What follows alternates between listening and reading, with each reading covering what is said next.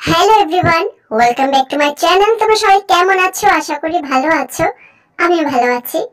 এই গল্পের আগের পার্টটি যদি দেখে না থাকো অবশ্যই দেখে নাও। আর হ্যাঁ, ভালো লাগলে like, share, comments and subscribe অবশ্যই করবে।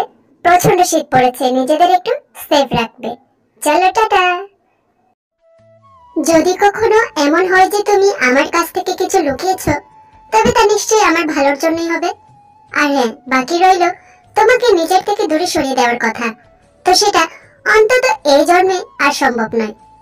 তবে হ্যাঁ, মরে গেলে তো সেটা আলাদা ব্যাপার, তাই না? জিমিন সুগার কথা শেষ হওয়ার আগেই সুগার বুকে ইচ্ছে মতো মারতে মারতে বলল, তুমি এত বাজে কেন সুগা? তুমি একদম এইসব কথা বলবে না, জানো না আমার কষ্ট হয় এসব শুনলে। যাও, তোমার সাথে কথাই নেই আমার। বলেই অভিমান করে নিজেকে সুগার থেকে ছাড়িয়ে চলে যেতে নিলে সুগা ওকে আবার টেনে নিজের বাহুবন্ধনে আটকে নিল। ও মাই গড, আমার হিটলার বউটা তো দেখছি অভিমান করেছে।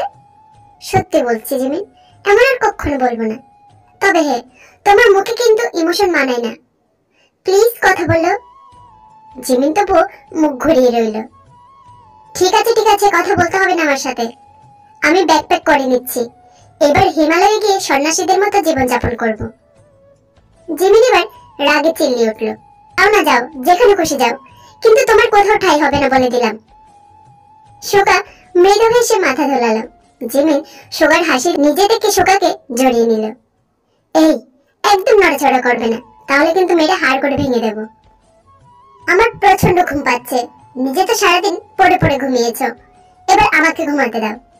সুগাও জিমিনকে এক হাত দিয়ে জড়িয়ে নিল। जैसे आपकी इच्छा है महारानी। জাঙ্কু ঘরে ঢুকে কাঁধের ব্যাগটা সোফার উপর ছড়ে ফেলে ওয়ার্ড্রপ থেকে নিজের জামা কাপড় বের করে ওয়াশরুমে চলে গেল। বিছানায় বসে বই পড়তে তাকাতে সেদিকে তাকালো। যে মানুষটা ফিরে এসে বিছানায় শুয়ে পড়ে ওর পেছনে লাগে, সে আজ একবার ওর দিকে তাকালো না। তের এইসব ভাবনাতেই জাঙ্কু ওয়াশরুম থেকে বের হয়ে আসলো। তের দিকে একবার তাকিয়ে ব্যালকনিতে চলে গেল। জাঙ্কুকের এই হাবভাব তের কাছে একেবারেই অচেনা লাগছে। হঠাৎ কি হলো মানুষটার? এইরকম অচেনার মতো ব্যবহার করছে কেন? কিন্তু তের ব্যালকনিতে যাওয়ার আগে মিসেস জিনের কণ্ঠ ভেসে এলো। তে নিচে যেতেই মিসেস জিন বলে উঠলেন। জাঙ্কুক বলল বাইরে খেয়ে এসেছে, তাই ও আজ খাবে না। চলো তুমি আর আমি খেয়ে নি। ঠিক আছে মা। তে খেয়ে উঠে সবকিছু গুছিয়ে রেখে নিজের ঘরে ঢুকে দেখলো জাঙ্কুক রেডি হচ্ছে, হয়তো কোথাও যাবে।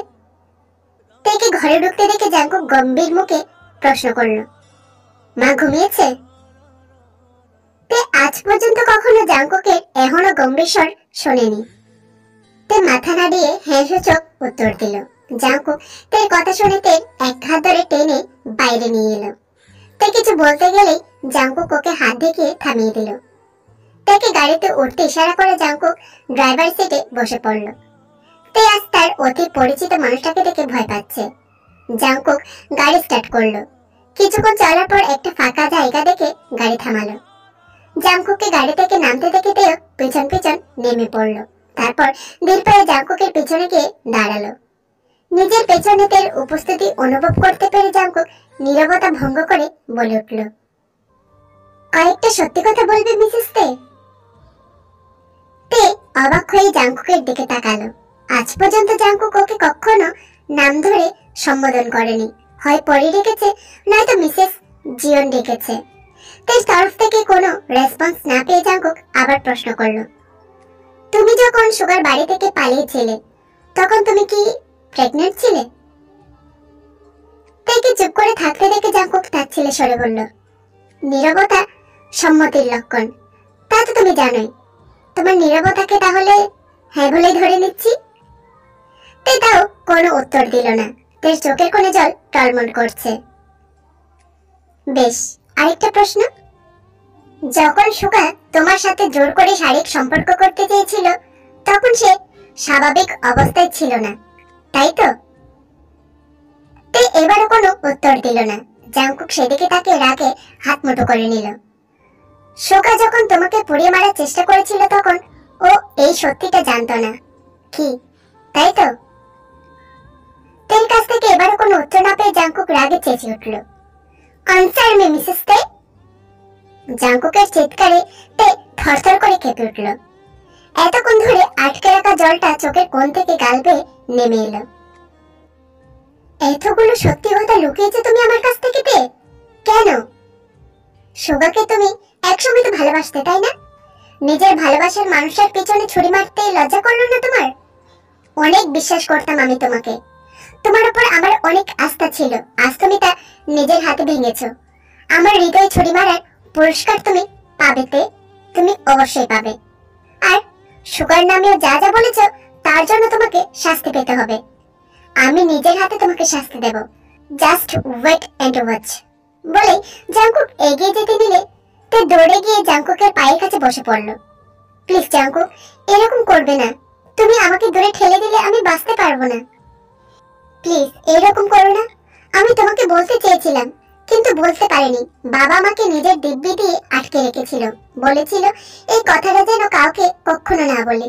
আমি চেয়েছিলাম তোমাকে বলতে, সব সব জানাতে, তবে আমি সুগাকেও ক্ষমা করতে পারিনি।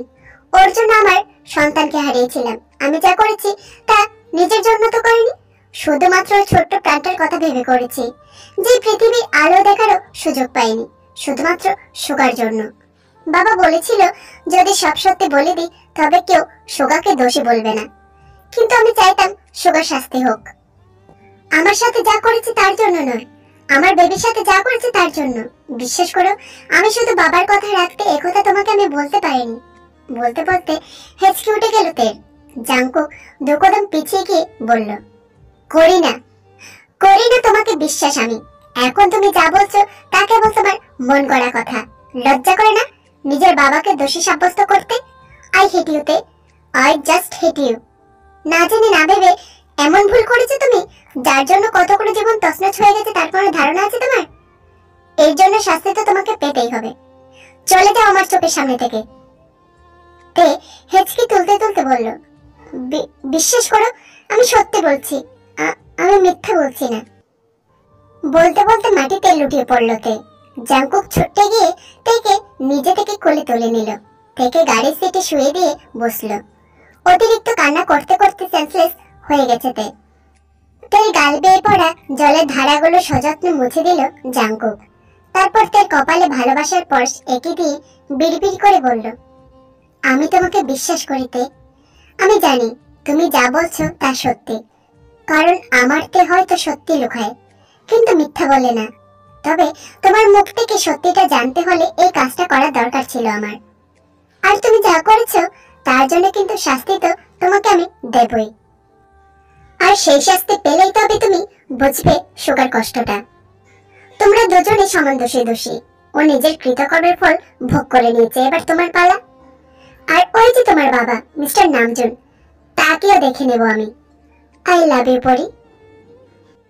কাল সকাল থেকে তোমার শাস্তি শুরু হতে চলেছে। গুড নাইট মাই লাভ। পরের দিন সকালে ঘুম ভাঙতে ধরফর করে উঠে বসলো। চারদিকে তাকিয়ে বসলো। ও নিজের ঘরে ঘুমিয়েছিল এতক্ষণ। কাল রাতের কথা মনে পড়তে কেঁপে উঠলো। তড়িঘড়ি বিছানা থেকে নেমে বাইরে এসে দেখলো মিসেস জিন সুটকেস নিয়ে কোথাও যাচ্ছে। তেকে দেখে তিনি বলে উঠলেন, এই যে আমার মেয়ের ঘুম ভেঙেছে। বলছিলাম কি তে, আমার বোন কয়েকদিন ধরে ওর কাছে যেতে বলছিল, তো কাল রাতে জাঙ্কুক বলল ও ট্রেনের টিকিট পেয়ে গেছে আজ সকালের, তাই কদিন আমি ওখানে গিয়ে থাকবো। তুমি এই দিকটা সামলে নিতে পারবে তো? তে হ্যাঁ সূচক মাথা নাড়ল। মিসেস জিন বেরিয়ে গেলেন। তে ওনাকে বিদায় জানিয়ে ভেতরে আসতেই দেখলো জাঙ্কুক সোফার উপর বসে আছে মোবাইল নিয়ে। এমন ভাব যেন কাল রাতে কিছুই হয়নি। তে জাঙ্কুকের দিকে এগিয়ে যেতে নিলে জাঙ্কুক উঠে রুমে চলে গেল। তে রুমে ঢুকে দেখলো জাঙ্কুক ওয়াশরুমে গেছে, হয়তো আজ ডিউটিতে যাবে। তে গিয়ে জাঙ্কুকের ড্রেস, ওয়ালেট, ঘড়ি সবকিছু গুছিয়ে রেখে বাইরে এলো। জাঙ্কুক খেয়ে যাবে সে কথা চিন্তা করে রান্না বসাতে চলে গেল। জাঙ্কুক রেডি হয়ে বাইরে এসে দেখলো তে টেবিলে খাবার গোছাচ্ছে। জাঙ্কুক সেদিকে একবার তাকিয়ে ফ্রিজের দিকে এগিয়ে গেল। গত রাতের খাবার ফ্রিজে রাখা আছে। জাঙ্কুক ফ্রিজের জিনিস খেতে চায় না বলে তাই রোজ সকালে জাঙ্কুকের জন্য রান্না করে রাখে। কিন্তু আজ জাঙ্কুক ফ্রিজ থেকে গতকালের খাবার বার করে প্লেটে নিয়ে নিজে মাইক্রোওয়েভে ঢুকিয়ে দিল গরম করতে। তাই জাঙ্কুকের টিফিন গোছাতে গোছাতে থেমে গেল। জাংকুক ঠিক কি করতে চাইছে তে বুঝতে পারছে না। জাংকুক খাবার গরম করে প্লেটটা নিয়ে ডাইনিং টেবিলে না বসে সোফার উপর গিয়ে বসলো। তারপর টিভি চালিয়ে দিল। তুমি ফ্রিজের খাবার খাচ্ছ কেন? আমি তো তোমার জন্য রান্না করেছি জাংকুক।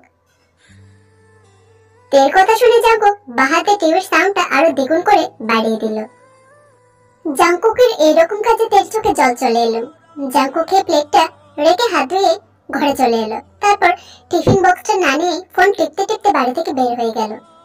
তাই তো ঠাই এক জায়গায় দাঁড়িয়ে রইল।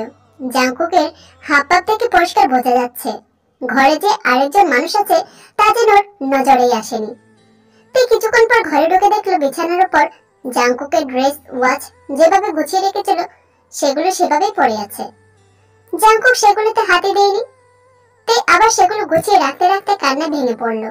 মেঝেতে বসে পড়ে বিছানায় মাথাটাকে কেঁপে কেঁপে উঠছেও। জাংকুকের ইগনোর করার ব্যাপারটাতে কিছুতেই মানতে পারছে না। জাংকুক যদি চেঁচামেচি করতো বা তেকে ওর বাবার কাছে পাঠিয়ে দিত তাহলেও এত দুঃখ পেত না।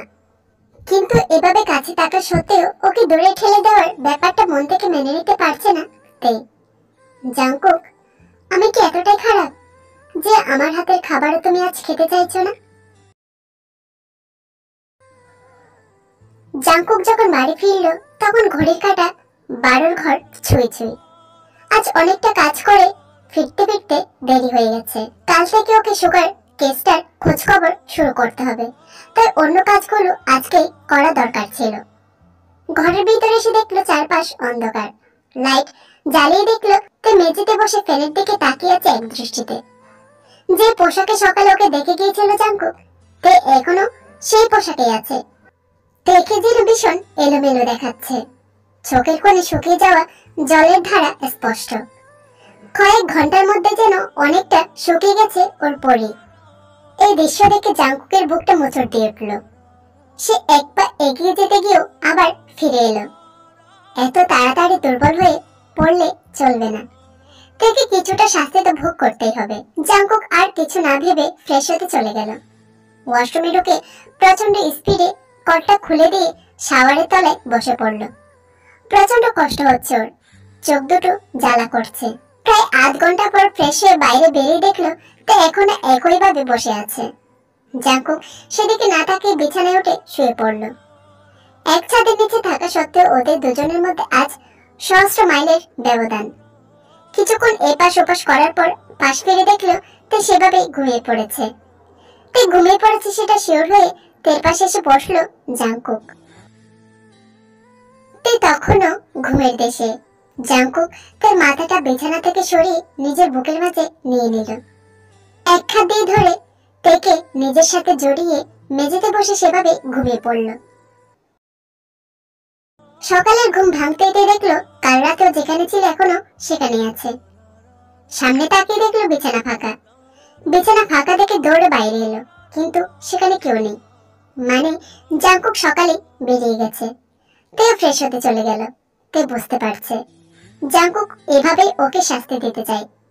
তেও তার মাথা পেতে নিয়েছে। কাল সারাদিন ও এক ফোঁটা জলও মুখে দেয়নি। তার শরীরটা আজ প্রচন্ড খারাপ লাগছে।